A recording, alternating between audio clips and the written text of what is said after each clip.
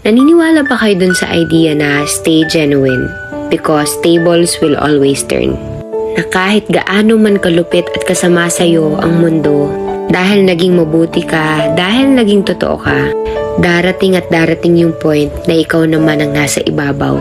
Na kahit super effort yung iba para ibaba ka, wala silang magagawa kasi aangat at aangat ka. Hindi dahil lang ginusto mo lang, pero dahil dun ka dapat. Kasi naging mabuti ka. Naniniwala talaga ako dun sa idea na always remain humble and never look down on anyone. Nasa taas ka man ngayon, but you will never know where the life may take you next. Kaya remember to always be kind and genuine. As God blesses you, be a blessing to others also. Okay?